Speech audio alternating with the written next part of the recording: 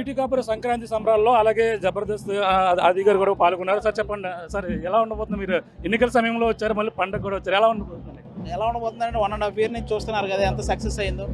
పవన్ కళ్యాణ్ గారు ఎప్పుడైతే రాజకీయాల్లోకి వచ్చారో అప్పటి నుంచే మార్పు మొదలైంది. అలాంటిది ఇంకా ఆయన గెలిచిన తర్వాత ఎంత మార్పు చేస్తారని, పిఠాపురం ఎంత అభివృద్ధి అవుతుందో కూడా చూస్తున్నాం. ఈరోజు అందులో భాగంగా సంక్రాంతి సంబరాలు జరుగుతుంది. Thank you so much. ఈరోజు మినిస్టర్లు అందరూ వచ్చారు. ఎలా ఉండబోతుంది అంటే మీరు ఇంకా కార్యక్రమాలు కూడా పాల్గొన్నారు. ఈ కార్యక్రమాలు 3 రోజుల పాటు జరుగుతాయి అన్నారు. ఏమైనా 3 రోజుల పాటు చాలా గ్రాండ్గా జరగబోతుంది. మిగతా అన్ని ఊర్లతో పోలిస్తే పిఠాపురంలో అప్పుడే సంక్రాంతి సంబరాలు మొదలయ్యాయి.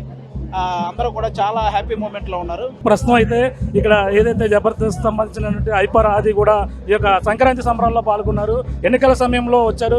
పిఠాపురంలో పవన్ కళ్యాణ్ ఇక్కడ ఏదైతే పోటీ చేస్తున్న నేపథ్యంలో ప్రచార నిమిత్తం కూడా వచ్చినటువంటి పరిస్థితి. ఇప్పుడు మళ్ళీ సంక్రాంతి సంబరాల్లో అలాగే జబర్దస్త్ నటుడు ఎవరైతే ఐపర్ ఆది కూడా పాల్గొన్నటువంటి పరిస్థితి ప్రధానంగా ఉందని చెప్పాలి. మొత్తం మరి కొద్దిసేపట్లో పవన్ కళ్యాణ్ ఇక్కడ చేరుకున్న పరిస్థితి ప్రధానంగా ఉందని చెప్పాలి. ఇది కూడా తాజా పరిస్థితి. చరిత్ర సృష్టించినోడు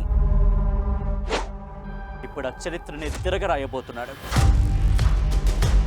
అబద్ధాల గోడల్ని బద్దలు కొట్టి నిజాలను రాగా మీ ముందుంచబోతున్నాడు.